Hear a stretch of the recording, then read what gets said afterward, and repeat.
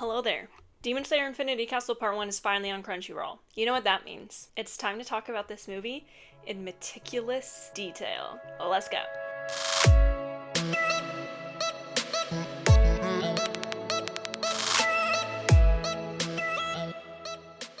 Hey everyone, welcome back to the channel and to another video, and if you are new here, super excited to have you here for this video. Hi, my name is Hannah and I am a Demon Slayer fanatic. I call myself an anime content creator, but I am mostly a Demon Slayer content creator considering like 90% of my content is just that. And this is a day that I have been waiting for a year plus. Not because I've waited to watch the movie. I'm gonna put that out here right now. This is not a first time reaction. I have seen this movie 8 total times prior to this. I have made a lot of content regarding the movie all the way back in September of last year, including breakdowns and reviews and that sort of thing. But it can be really hard to do that kind of stuff when you go to the movie theater, watch the movie, and then have to come back and then talk about it. You can't take notes, you can't do anything. It's just like fully off of memory. So I've been waiting for a while to be able to pause this movie, to back up, to watch it frame by frame so that I can catch on to every single detail that was added into this movie, and there is a lot, of course. I forgot where I was going with that. I think I was introducing myself if you're new here. So yeah, what we're gonna do today is we are going to watch some of the Demon Slayer Infinity Castle movie together. Now, since this is not my first time watching, I'm not gonna be reacting as if it's my first time watching. I'm not gonna do anything like that. People know I've seen the movie, and not to mention, I don't want to be fake. So what we are gonna do is we are going to pause a lot. We are going to talk about the details. I'll talk about where the manga is different, all those fun things. And because of that, this is not going to be the entire movie in one sitting, because if I were to do that in one sitting, I would be recording for probably 6 hours and then would have to edit for an additional 12. I don't do this full time. I don't have the time for that. So we're gonna break it into 3 parts because there are 3 main battles. However, we are going to cover the entire movie. I'm not gonna skip over everything that happens in between, which means today is dedicated to Shinobu versus Doma. Now, when I made my reviews all the way back in September, a few people did call out that I seemed to not really talk as much about the Shinobu versus Doma fight as I did with the other fights, and I have a couple reasons for this. And I would just like to say, I didn't feel like I brushed it over. I think a lot of people who have her as their favorite character just felt like I didn't give it the same amount of time as I gave the other fights, therefore I brushed it over. But I will say there's a couple of reasons why I haven't maybe talked about this fight as much as the others. Number one is a simple matter of runtime. That fight is going to be the shortest thing that we're going to talk about during this little 3-part trilogy that we're doing right now. I think the fight itself only lasts from start to finish about 10 minutes in a 2.5-hour movie, so it is much shorter. There also wasn't a ton of additional anime original content to it, so for me, it was just a little bit harder to talk about something for that long when it's much shorter runtime than, say, the Akaza fight. Speaking of the Akaza fight, that brings me to number 2 as to why I maybe brushed over it a little bit. The Akaza fight has my 2 favorite characters in the entire story in it, with Tanjiro and Gyu, so therefore I'm biased. I talked about it a lot more because there was just a lot more feelings since they're my favorite characters. And finally, the third reason, which is actually probably the main reason why I didn't talk about it too much, is because I am a manga reader. The Shinobu versus Doma fight, that is not the end of the fight against Doma. There is a lot to come, and it's very, very hard for me sometimes to talk about what's been animated without accidentally talking about something that is to come, because when it comes to my thoughts on the fight, a lot of my thoughts are based off of the entire thing, not just what's been animated. So that made it very hard back in September when I couldn't watch the movie in front of me to remember which things had been animated and which things hadn't, and that's why I maybe gave this fight a little bit less time in those videos. But no more worries, y'all. Today is a video dedicated to this fight and the first part of this movie. So this is a really, really long opening, so we're gonna dive right in, but before we do, don't forget to like this video, subscribe to the channel, and leave a comment your thoughts. And if you are interested in getting access to some exclusive perks like early release of videos, fun emojis, and getting to decide the videos I make, you can join my channel membership. For a small monthly fee, you get access to those perks and more, and you get to support my dream of becoming a full-time content creator so that maybe someday I'll be able to just sit down and watch the entire thing from start to finish. So if you are interested in joining my memberships, you can hit the join button below. Holy long opening. I am so ready to start this movie. Let's get into it. Okay, I can't believe it. I finally get to talk about this movie like the way I wanted to. This opening scene with Gyomei is anime original, by the way. We did not see him walking around. It's actually similar to, and we're already at my first pause. This opening scene I really like. It is anime original, and it ties into the anime original scene that they added at the beginning of Mugen Train, where Kagaya is walking through this graveyard of all of the demon slayers that have died in battle. And I feel like it's very symbolic for them to start this movie here, because this is the start of the end, right? Like, we all know what the goal is here is to kill Muzan, which kills demonkind. So all of these tombstones are of the demon slayers that have given their lives. And when they opened Mugen Train like this, with Kagaya going through and naming all of them, it kind of introduced us to this idea. But with Gyomei walking through this, since it's snowing, we know this is like right before Kagaya blows things up, it kind of signals the end of an era, the beginning of the end, really. So I really like that they are taking some artistic liberties. There are a lot of anime original moments in this movie that just add to the quality of the story and the quality of just the movie as a whole. Just to mention here as well, this is recap. This is a line that we already know of, but they are still choosing to redraw the scene to add in the sight of, I'm assuming this is the sunset, while he talks about Muzan being the only way to kill him is likely the sun. They pan to show the sun. So again, just a little nuance that Ufotable put in there. When this is recap, even they're just flexing already. I will never forget how it felt watching this in theaters for the first time. So much of the soundtrack in this movie you could feel in your chest. And then I went and saw it in IMAX, and it was crazy. The way like the whole building shook with the sound of just the soundtrack. They're pulling out all the stops for these movies, as they should.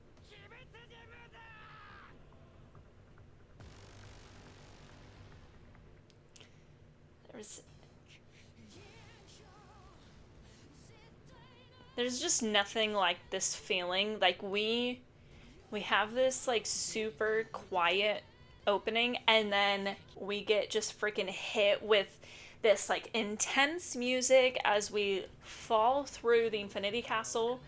The music feels very haunting. It feels very fast.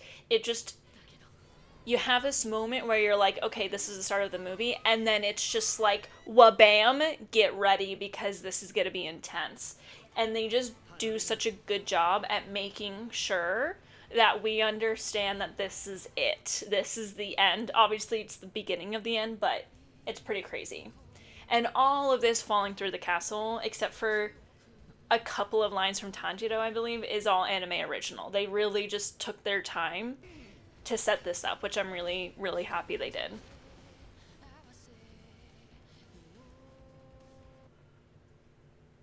You know what? Let me just grab my manga. Okay, yeah, so I just checked. All of the moments with any character outside of Tanjiro during this opening sequence was anime original. None of it is in the manga. It went straight to Tanjiro, which makes sense. He's the main character, but I do like that this is an all-out war. This is not just about Tanjiro anymore. This is about everybody. And this is just Ufotable flexing, because this is an insane shot. This is actually my banner on Twitter.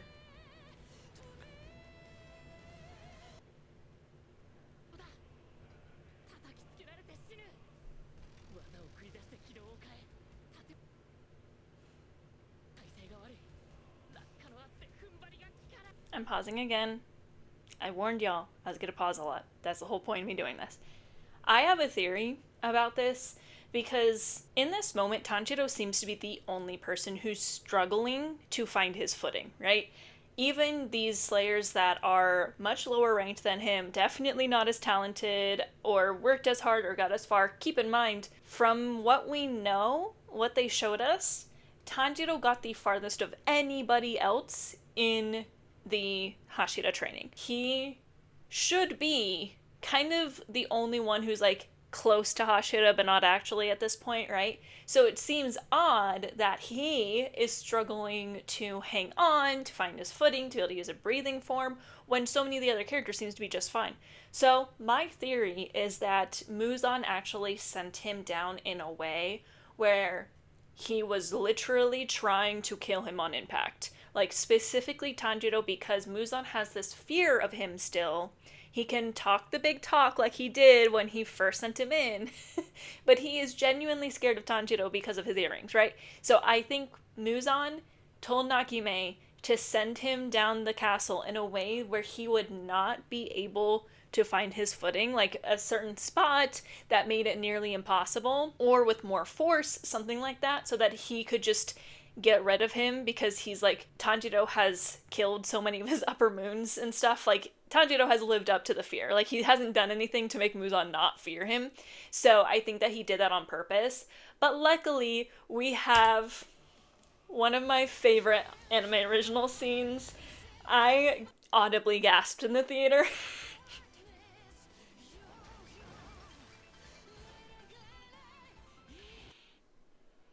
That's his little brother. So there's a detail that I didn't catch.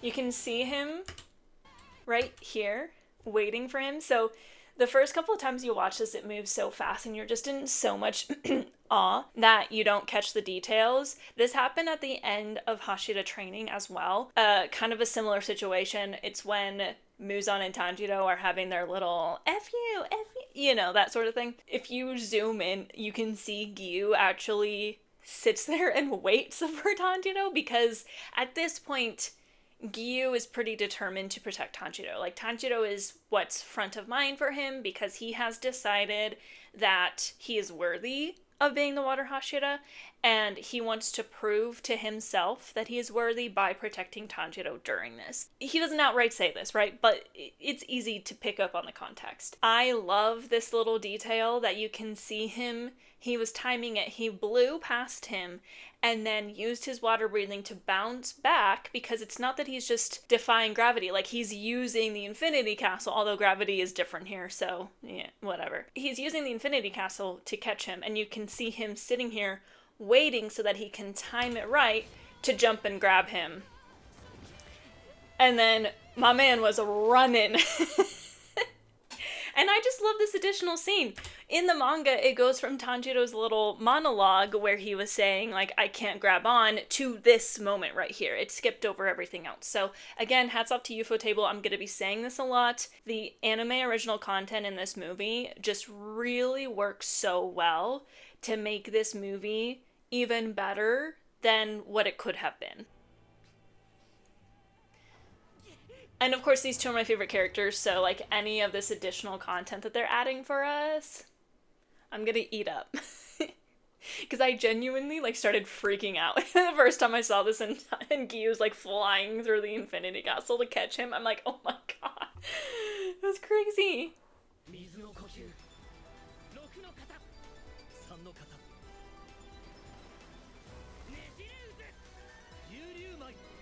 I think I just noticed a new detail. Okay, did you catch that? So once they're back to back, we see Gyu very quickly look back at Tanjiro, right there. Is this the moment where he's able to figure out what Tanjiro's about to do? Is that what they're supposed to, what they're trying to mean by this? This lasts for a quarter of a second. You can see him look at Tanjiro very briefly, and then... That's crazy. Ah, I love the little details! Ah! Oh my god. Oh lord. The amount of times I'm gonna be watching this movie. Yeah, I think that quick little glance, he was able to tell what form he was going to use. Crazy! He was freaking amazing. This quick little line right here where he says the demon base Shinazagawa and Iguro mentioned, I think is a good way for Ufotable to kind of wrap up the possible plot hole that was kind of being created by them adding that anime original scene at the beginning of Hashira training. So when we saw Sanemi and Obanai in the Infinity Castle at the very beginning of the last season, which was, that was like 2.5 years ago almost. No, it was 2.5 years ago, and I saw it the first time because I saw it in February. Anyway, a lot of people called out that that might like cause a bit of a plot hole because the whole point of them falling into the Infinity Castle is because nobody knew about it. But them adding this just kind of is like, all right, you know, they mentioned it, but nobody knew like how to get there or what it actually was. So it still is a surprise. This is just like a good wrap up on them adding that because this obviously, this line was not in the manga. The little heart of her sword. So all of these character interactions right here are manga canon, just with a lot of additional... Like, this is crazy. They're making us wait to see him fully in action because, holy moly, that's gonna be... And just like the exciting music with all of their themes... This is just stuff that, like, this is why I look forward to all of this getting animated, even though I'm a manga reader and I know it's gonna happen, is because the voice acting, the music, the camera angles, the little additional stuff, they always do such a good job that I'm just like, ah! I just want to say this has been making me giggle a little bit every single time I've seen this movie is the way they translated what Muichiro says here, and they have him next to Tanjiro in their final moments makes it seem like Tanjiro's about to die in this. Which I guess, like, you could argue this is probably in between Entertainment District and Swords of the Village. He was in a coma for so long that I'm sure there was a lot of expectation that maybe he's just not gonna wake up, maybe it was just too late, like that sort of thing. It was just like kind of silly to me because I believe in the manga, how did they translate it in the manga? So a reminder, different translators work on the manga compared to the anime, so a lot of times because English and Japanese are not one-to-one, they have to take some liberties when they translate it.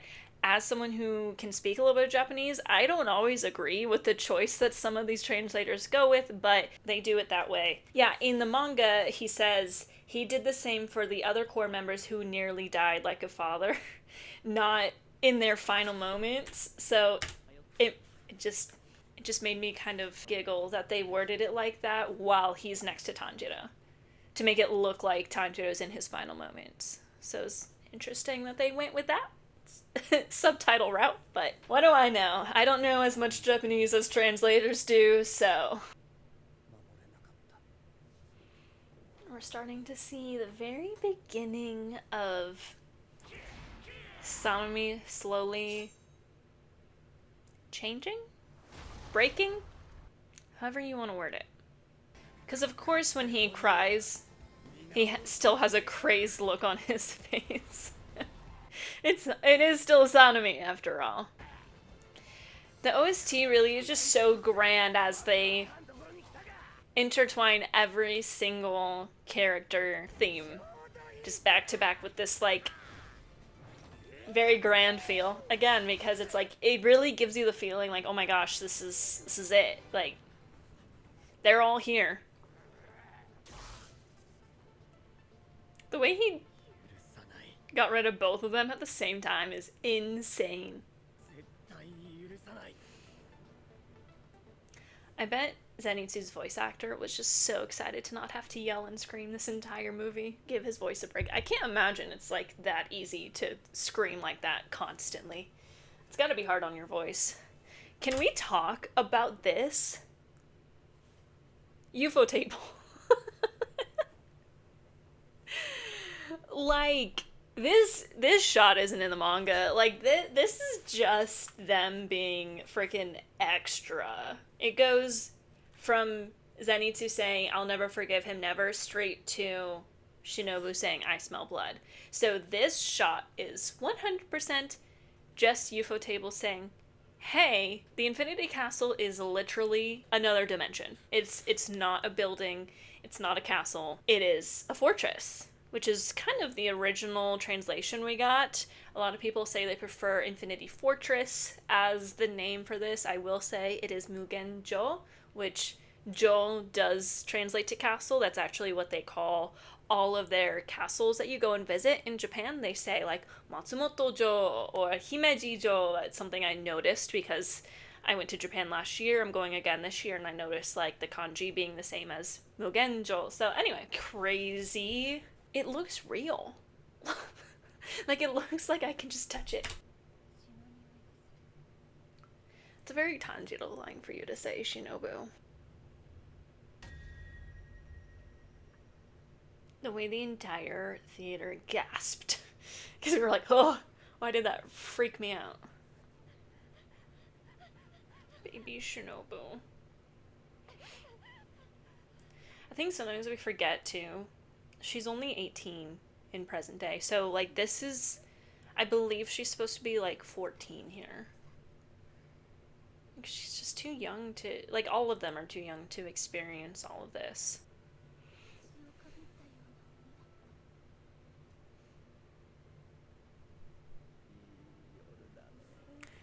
I do definitely wonder if it's just fate that she found him. I feel like that has to be it because she only has this like visual explanation of him that Kanai gave her. She doesn't have the like heightened sense of smell that Tanjiro has, so I don't think she would be able to like smell Doma on Kanai at that moment and then be able to match the scent here.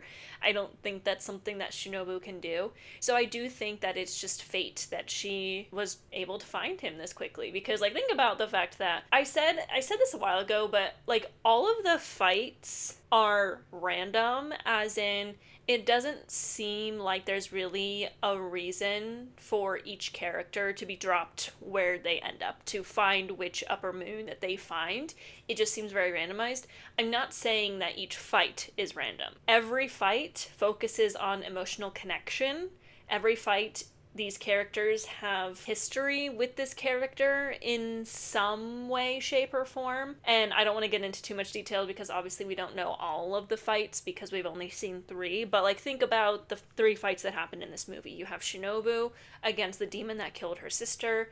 And then Kanao shows up, so she's against the demon who killed both of her sisters. We have Zenitsu, who's up against Kaigaku, who is his former senpai, really, like his former senior, as he calls it. And then we have Akaza versus Tanjiro and Giyu, and obviously Tanjiro has that history with Akaza because he was there when Akaza killed Rengoku and he couldn't do anything. Giyu was probably the one with the least personal connection to the fight that he's in, but because his story is so much about protection at this point, it's important that he's with Tanjiro. And also, you know, there is still going to be like an emotional connection for really any of the Hashira against Akaza, because all of them cared about Rengoku, but I think it's more focused on like Tanjiro has that personal connection with Akaza, and then Giyu has that desire to protect Tanjiro. So while all the fights seem to be random in the way they happened, they all mean something. So fate is interesting in this moment that she ended up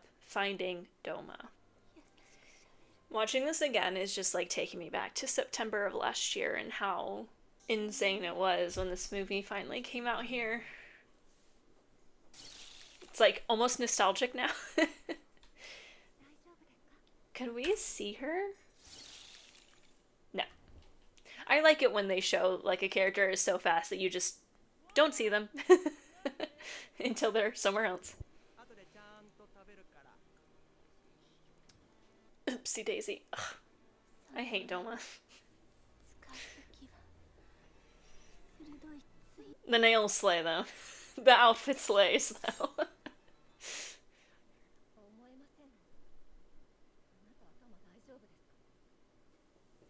I've talked a lot about her voice actor's performance in this movie, Saori Hayami, and how I feel like it's actually insane that she didn't get nominated for the Voice Actor of the Year award at Crunchyroll. Like, bro.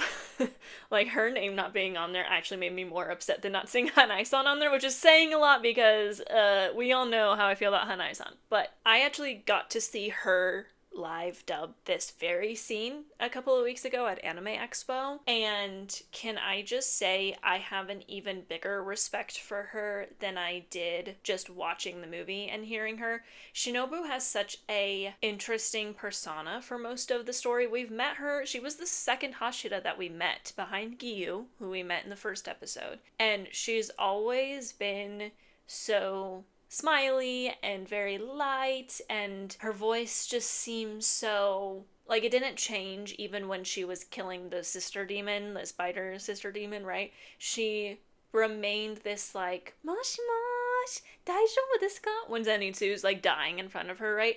So to hold that persona, even though like we're privy to the fact that she's not actually that happy of a person, in fact she's a very angry person, very early on she holds on to that persona. It only begins to break in Hashira training when we see that she's like getting angry but she's trying to stop it. So to let the gates open, Shinobu looks very angry, which is also very different from what we've seen, but it's also the job of the voice actor to convey those emotions to make it seem realistic. And she, first of all, in this movie did a fantastic job. Like, I was floored by her performance. Absolutely, I would give her performance of the movie if I'm being completely honest.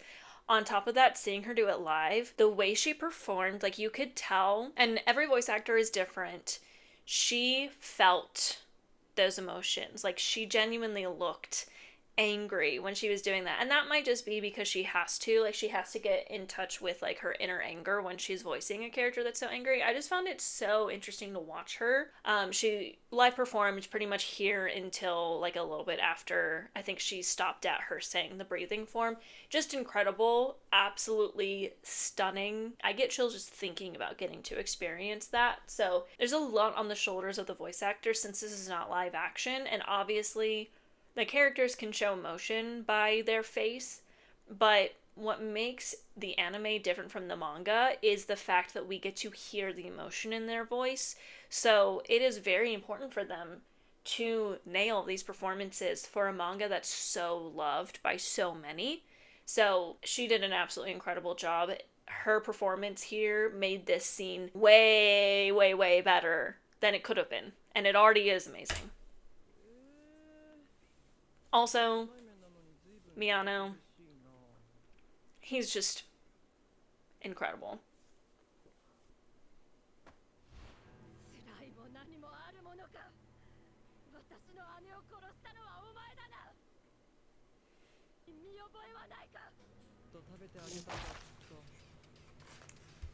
I love how Shinobu just breaks the rules of anime here and doesn't let him finish talking. This has been page for page for the manga, by the way. There has been like essentially nothing added here. Whenever there's a lot of dialogue between characters, they don't tend to add much to it because then it just gets way too long and drawn out. A lot of people already think the dialogue in this scene is a bit too long and drawn out. I think there's a little bit of back and forth that can sometimes take you out of it a little bit, but this has all been page for page. They just made this moment a lot more intense. Like, it's like, wow!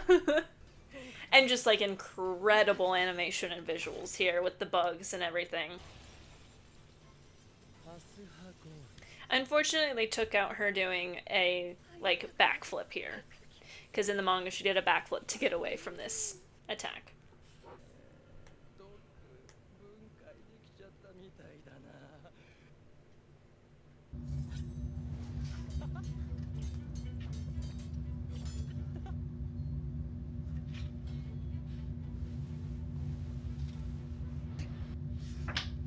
This is all anime original. We're finally getting to some anime original fight sequence.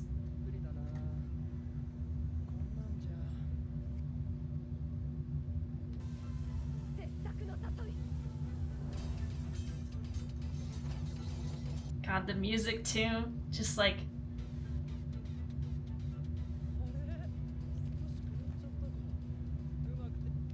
It's like...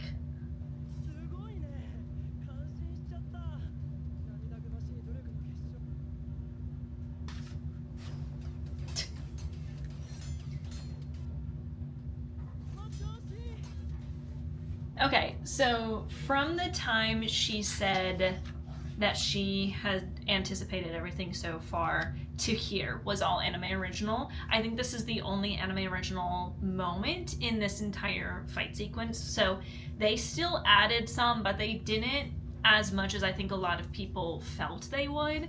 When I first heard that the Infinity Castle was going to be a movie trilogy, I originally thought that they would have this movie focus on Shinobu versus Doma and Zenitsu versus Kaigaku, and then only do like a little bit of the Akaza fight, because I thought they were going to pace it a lot differently, and I was thinking they were going to, like, it's technically part of the Infinity Castle arc, but it's like called the Sunrise Countdown arc. I thought that was going to be a final season after this, although that could still happen. They only did like 16 chapters in this movie, by the way. So, and there's still like 50 chapters left of the manga. Not quite. It's not that many. Maybe it is. There's 205 chapters in Demon Slayer, which means these 3 movies have to cover 65 chapters, and the first movie only covered, I believe, I'll have to look back on the video that I made where I like did the numbers. I think it was 16 chapters. So that means that either there's going to be more after this trilogy, or the second 2 movies, they're going to have to get a lot more in them, which is fine because they definitely had to pace this one where it was very spread out quite a lot. So anyway, a lot of anime original content here. Very cool. I really, really enjoy how the soundtrack is almost like on beat to the sword clashing with the fans. Very interesting. I keep thinking of something to say, but I can't say it because it's about the fight as a whole, so I have to keep going. And I'm not gonna lie, people don't like it when I say this. I couldn't care less about Doma's backstory because it just proves that he is a psychopath. Sure, is this like kind of sad that he's obviously like being treated like a god, which is abusive, yes. But when you compare it to everyone else, it kind of shows that Doma has just been like kind of psycho since the beginning. Especially the way he like talks about it. It's very interesting. Like, he's an empath. I genuinely think he's an empath, but he's like a psychotic empath. I'll have more to say about him after this fight is done, after the next movie. I mean, it must have been hard to have to listen to all of these sad stories, but instead of like feeling empathy for them, he's like, it must suck to be that stupid. Like, you know what I mean? Like, I think Gotoge is very clearly trying to show us that Doma is like, he has like a technically sad past, but we're not supposed to feel bad for him at all. He's just in catacombs, just like brushing the hair of a skull. Bro. Alright, y'all, my bad. I didn't realize my microphone that I was using just stopped working, and I just tried disconnecting and reconnecting and it didn't work. So maybe the fact that I got it on TikTok Shop means that it's not gonna last a long time. So that's great. But we're gonna, sorry about the weird sound for like the 10 minutes that it was like that. We're gonna dive right back in. And what I was going to say here was something that I noticed a lot of people mentioning when this movie first came out was the pacing, right? Like, people are like, oh, it was kind of all over the place. There was a lot of stopping and talking. I agree, there was a lot of stopping and talking, but I feel like that's an overall anime thing, not a Demon Slayer thing. I think people were just like, if I'm going to sit here for 2.5 hours, I don't want to spend so much of my time sitting here listening to people talk. I remember a lot of manga readers were saying that, and I want to just throw out there that this entire sequence since Shinobu showed up has been like 1.5 chapters from then until here. And when you read it in manga form, you read 1.5 chapters, at least with Demon Slayer, because the chapters are pretty short, in 2 minutes, right? Because you're gonna read at your own pace, however long it takes you to read it. For me, when I read the manga, especially the first time, I didn't really stop to look at the drawings, which I should have, and I did that the second time I read it. But it took me very quick to read through everything because there's only a few text bubbles per page. So the anime has to slow things down and has to give you the dialogue at their pace because there's character acting, there's animation, there's different camera angles and that sort of thing. And I think people just tend to forget when it comes to anime. Like, it feels like they're just sitting there talking, but this is like word for word the same from the manga. You just are subject to the pace of the animators and the voice actors and everything, not to the pace of your own reading. So it's going to feel different because of that. So just throwing that out there. There's a lot of dialogue in this scene because there's a lot of dialogue in everything. Everything has a lot of dialogue. You just are more subject to the pace of the animation rather than the pace of your own reading. Oh, I should probably put my headphones back in. I got really discombobulated when I realized that my microphone wasn't on. And the insect breathing looks so cool.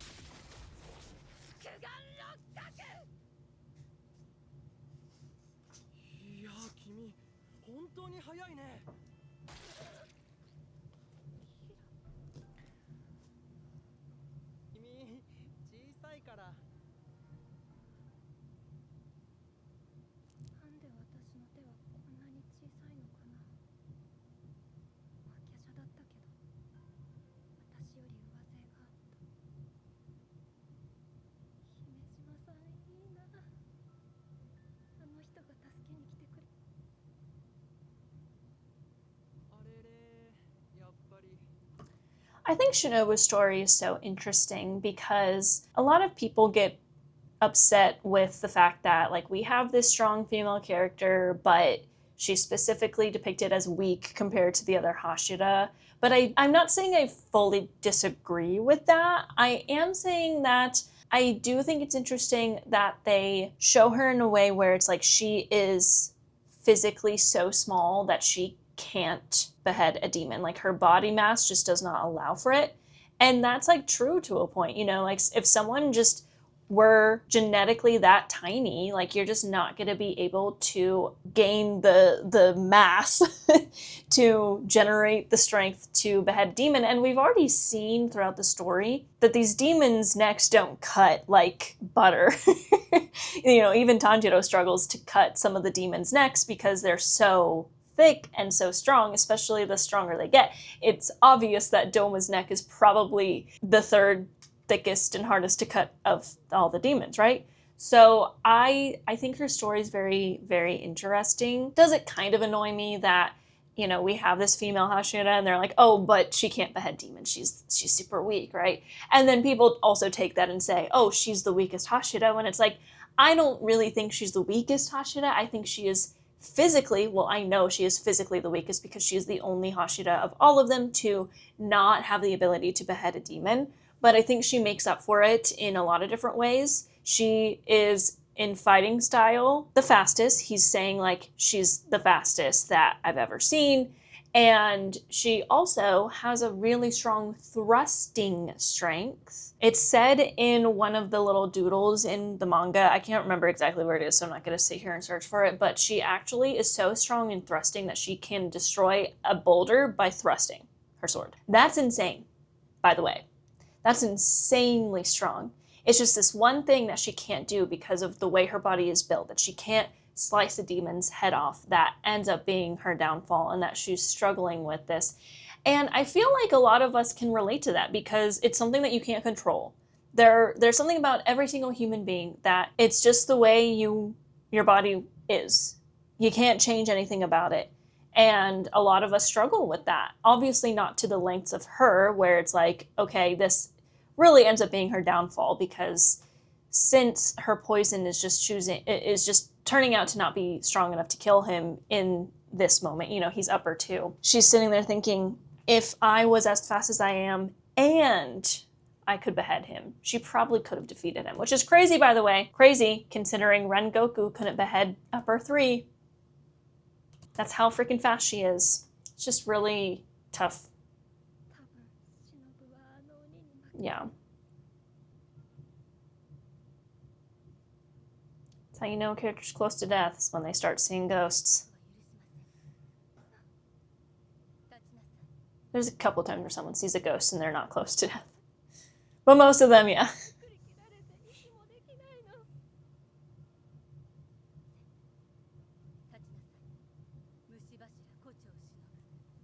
Mm-hmm.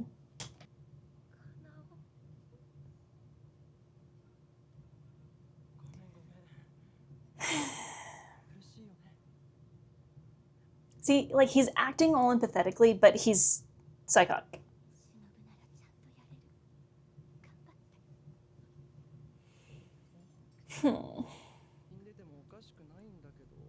Doma, you've seemed to have forgotten she's an anime character, so. You ever think about this specific line, "I'll slice off your head right now, so don't push yourself too much," is literally him taunting her. Because demons don't usually care about slicing off the head. They just are like, "I'll kill you right now. Like, I'll do whatever," because a human body there's many ways to kill a human than just slicing off their head. So I've always felt this specific line, the way he words it, "I'll slice off your head right now," is literally him taunting her because he knows she can't do that to him, which is crazy.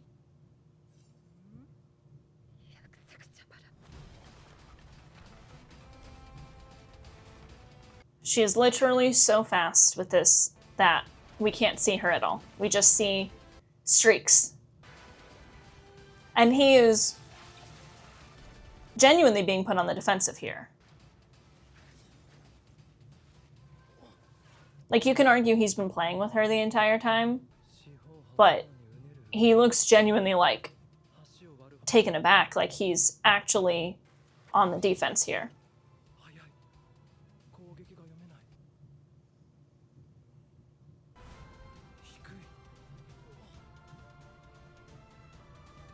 And let's talk about how strong she is, that her thrusting ability is so good that she's able to thrust him into the ceiling. And his neck, again, probably really, really hard to slice off, but she's able to thrust hard enough that she's able to go through his neck, push him into the ceiling, and make the ceiling break on impact. That's insane. I am so tired of people downplaying Shinobu. What she is able to manage here as someone who cannot slice off the head of a demon, the fact that she's a Hashira in general and can't slice off demons' heads, I think people downplay it because they feel like they have to, because, oh, she's weak, she can't slice off someone's head, when in reality, what she's able to do is that much more incredible. Like, to me, the fact that she's able to be as fast, as strong with thrusting, mix these poisons, she is more all-around strong than half of the other Hashira. I said it. She's not the weakest Hashira. She's the weakest in physical strength alone, but even then, it's like, but she makes up for it in other things. I think she's so incredible. I could rant about her for a while, and I might once the scene is over.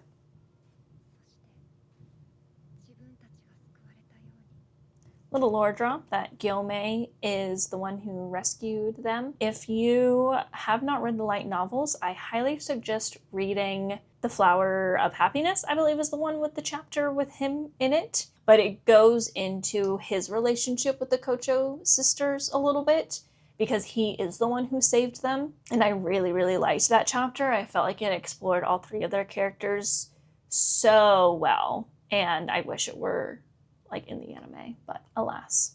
There's a lot of chapters in the light novels that I wish was in the anime. But they're canon, but they're not written by Gotoge, so I think they want to keep it to just their anime original content and Gotoge's obvious manga. God, it's just so beautiful.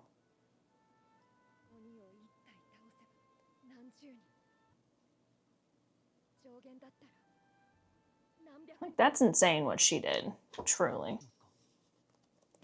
When you compare this shot of Tanjiro to this scene in season 1, you'll see how much the art style has changed. I know a lot of people don't like it. It's much more like, there's a lot more like shininess. There's a lot more light in all of their eyes. I like the change. It's a lot more soft and round. There's a lot more like jagged edges in the original art that has gone away. I like the change, but it's interesting to see the difference when you compare like the redrawn scene for the movie compared to like this was already a part of the anime in season 1. So just a little interesting thing to add, which is the manga art style changes a lot. So it's almost like Ufotable, I don't know, maybe they did it on purpose to kind of flow with the art style changes that Gotoge went through in the manga. It's actually the first time. Just the way she says that. That's the first time she calls him Tanjiro-kun and not Kamado-kun. Just an interesting.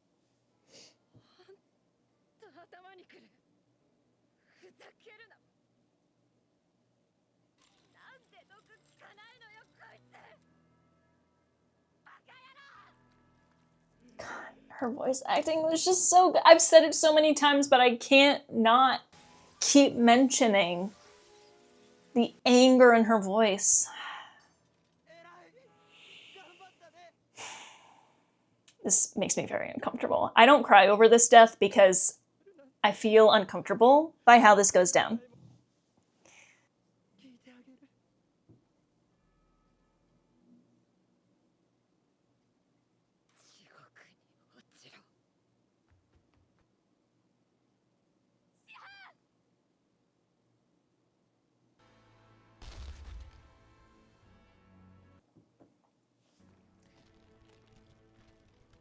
God, the way they just, like her head going limp like that.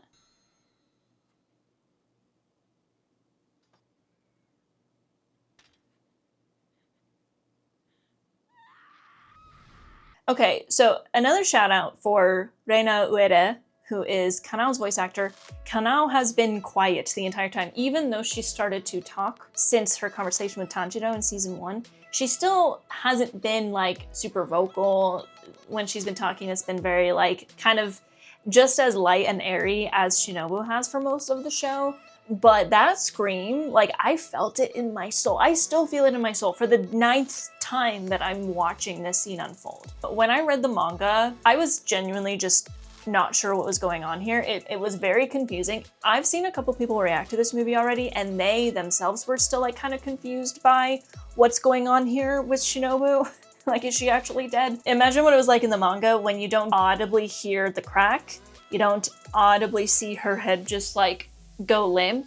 You see, like, I think there was like the words crack. Yeah, so in the manga, it has this like crack around there, but sometimes that stuff is actually, because it's not like an actual speech bubble, you don't realize like that it's there and you skip over that. So you just, you see the word crack and then you see the sword fall out of her hand, but you don't actually see like her head go limp like that. So seeing that for the first time when I watched this movie, I was like, oh, that was a bit too much. So I have yet to cry over Shinobu's death because it's so uncomfortable, and we're only 35 minutes into this 2.5-hour movie. So because the characters here don't get the opportunity to grieve because we're in a war, they wrote this in a way where they're setting us up as an audience. Nobody is safe.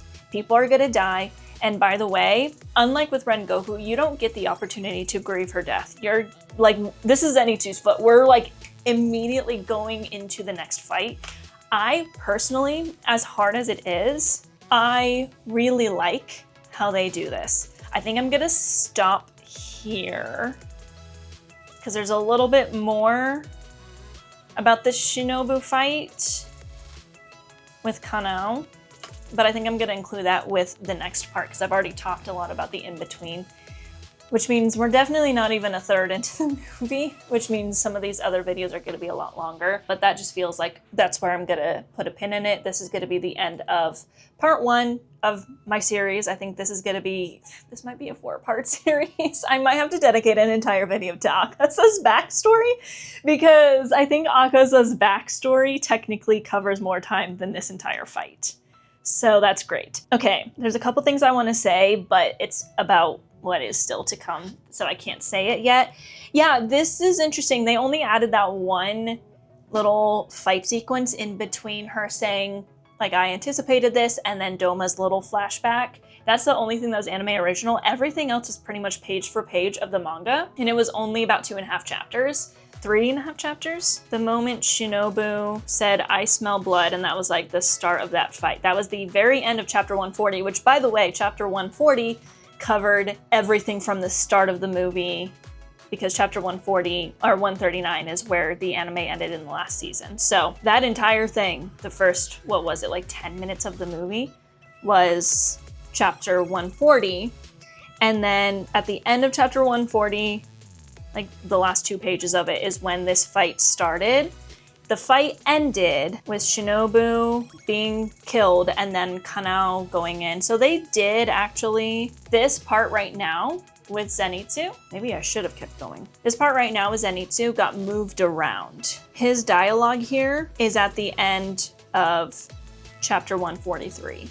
So some things get moved around a teeny tiny bit. They show Zenitsu just like a couple of frames earlier than the way it is in the manga. It's not really a huge change, but yeah, this was only 2 chapters. This entire fight sequence for Shinobu was only 2 chapters, and they didn't really add a lot.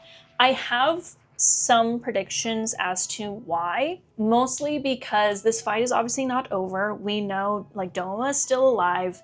Kanao has to fight him. There is another character that will join in. I won't say who for my anime onlys who are watching and that don't want to get spoiled. And that makes it really hard to talk more about this fight sequence. But I would like to just throw out there, I do find it very interesting that this fight sequence, Shinobu versus Doma, she is a Hashira who is having to 1v1 an upper moon. The upper moon that she is having to fight is 1 rank above Akaza. And she lasts maybe not quite as long as Rengoku lasted against Akaza, but it's pretty mirrored how long she, like the fight of Rengoku versus Akaza and the fight of Shinobu versus Doma, I feel like are very, very similar. They have very similar outcomes. They last about the same, and for both of them, in both fights, the demon doesn't fully take it seriously until the very end, in their final thing. So with the Rengoku fight, Akaza's kind of playing with him the entire time. Rengoku's giving it his all, but it's pretty obvious that Akaza's kind of goofing off. He's smiling a lot. I don't think he's giving it his full energy until the end, which is when he kills him.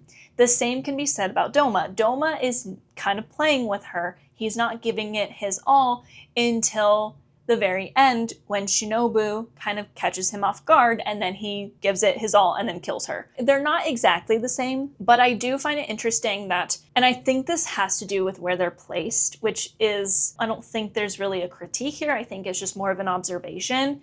Because Rengoku dies at the end of a movie and we're able to kind of sit and cry and be emotional over it, Rengoku's kind of seen as this hero that protected Tanjiro and Zenitsu and Inosuke because they were right there. Shinobu gets called weak and a fraud a lot because of this movie when she's still fighting to protect specifically Kanao, but Kanao isn't there yet until the very end, and then Kanao still has to fight Doma.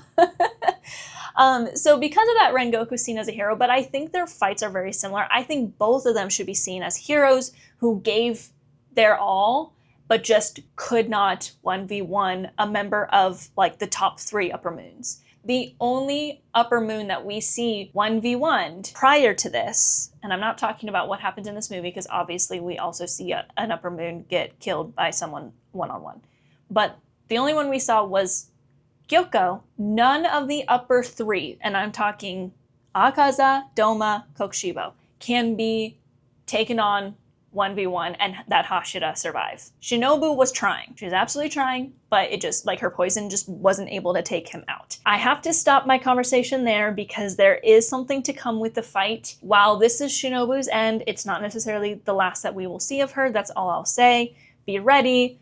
My emotions for her death, my emotions for everything is going to come in the next movie. The next movie, I'm not going to be okay. If y'all thought this movie was emotional, just wait till you see the second one. It's gonna break you. It depends on where they end it, though. I'm very interested to see, because I genuinely have no clue where they're going to end it. I have some predictions, but there's a couple of different places they could end it, so it'll be really interesting to see where they end the second movie. But overall, the Shinobu fight in the movie, I do have to say, if I'm like ranking the 3 main fights, is my least favorite because, one, I felt like it was clear that they were putting more effort into the second 2 fights. And I think there's a reason for that. I think that's because obviously this fight isn't done. There's still more to come. The other 2 fights have a beginning and an end. So it feels like a bigger picture, right? This one is unfinished because we did not end the fight in this movie. So they didn't quite put as much effort because there was only that one little part that was anime original.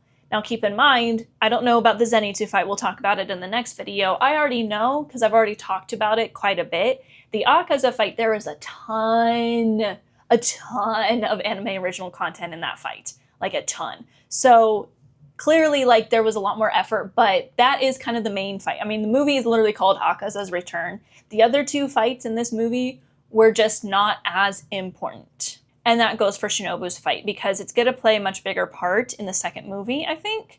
It just so happens that what happens with her is just in this movie. So I do think that there's a point in the way she dies, in the timing of her death being so early on. It is because Gotoge sensei, I should be calling them Gotoge sensei, not just Gotoge. I should be more respectful towards them because they are the creator of my favorite story. I should be calling them Gotoge sensei. Sorry, sensei. Gomen nasai.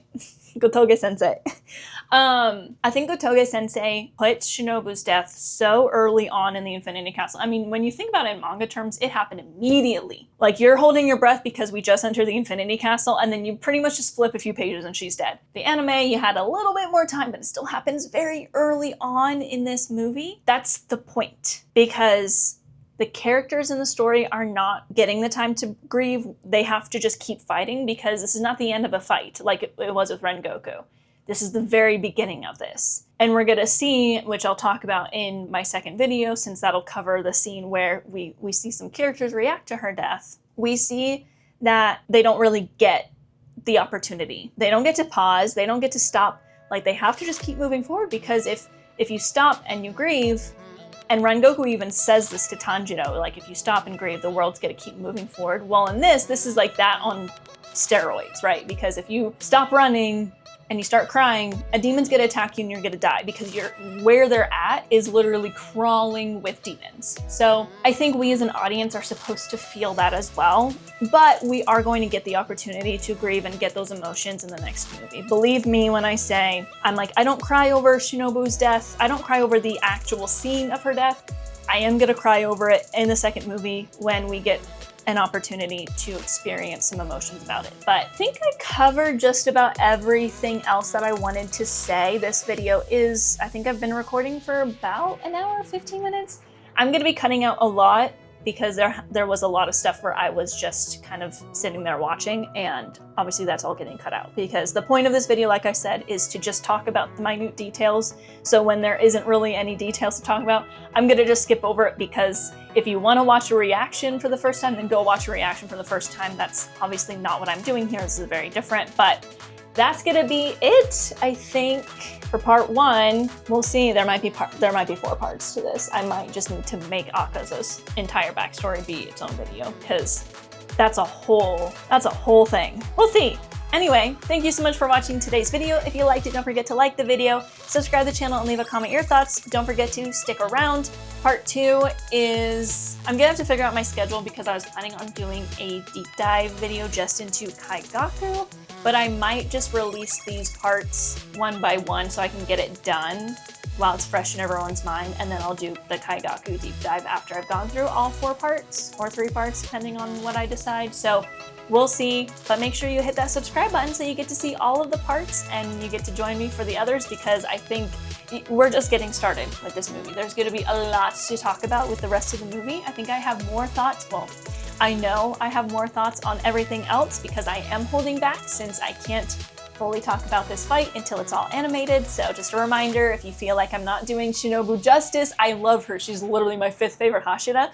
I like her better than Obanai, Muichiro, Gyomei, and I think now Tengen. I think Tengen's in 6 now. So I love her. I'm just holding back, because y'all just wait till the second movie comes out. Y'all just wait. I will hold nothing back, and there will be a lot to say about everything from start to finish. So if you want to be able to see the rest about this movie, and then of course what my thoughts are on the movie that comes out hopefully next year, make sure you hit that subscribe button. Otherwise, thank you so much for watching today's video. I've been talking for way too long. I will see you all next time. Mata ne!